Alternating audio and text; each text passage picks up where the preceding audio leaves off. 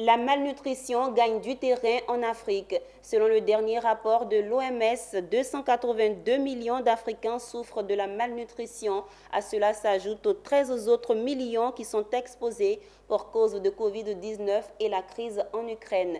Il faut donc faire quelque chose. C'est pourquoi l'Institut africain pour le développement économique et social INADES et le Centre d'excellence régional contre la faim et la malnutrition ont décidé d'unir leurs forces en vue d'endiguer le phénomène. Ce vendredi, les deux institutions ont signé un accord de partenariat pour être plus efficaces sur le terrain. Issa Badini et Tima Traoré. Côte à côte, le directeur par intérim du Centre d'excellence régional contre la faim et la malnutrition, CERFAM, et le secrétaire général de l'Institut africain pour le développement économique et social.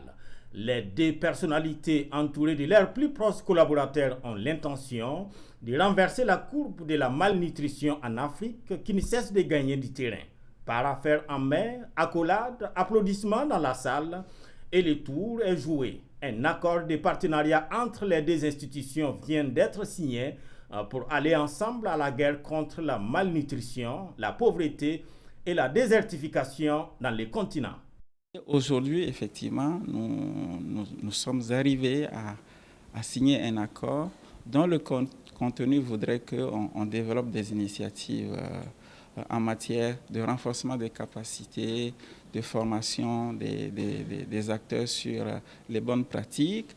Voilà. Il y a aussi des aspects liés au développement de l'expertise, parce que c'est important de mentionner que l'expertise constitue aussi le ferment de tout ce que nous faisons comme action.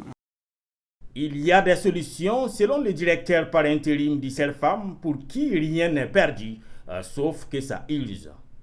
L'Afrique n'est pas sur la voie d'atteindre les objectifs de développement durable, notamment ceux liés à la faim, zéro. Le dernier rapport de la FAO, l'UNICEF et du Programme alimentaire mondial 2021 indique qu'un tiers de la population globale qui souffre de malnutrition réside en Afrique.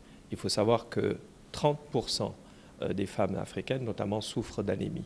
37% aussi des chiffres globaux des retards de croissance se trouvent parmi les enfants de moins de 5 ans en Afrique subsaharienne.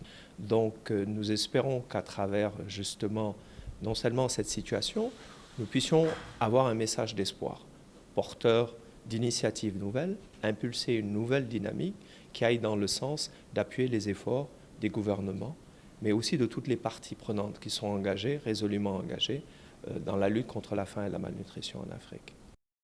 Hasard de calendrier, cet accord intervient en marge de la clôture de la COP 15 qui a pris ses quartiers depuis le 9 mai dernier au bord de la lagune Brié.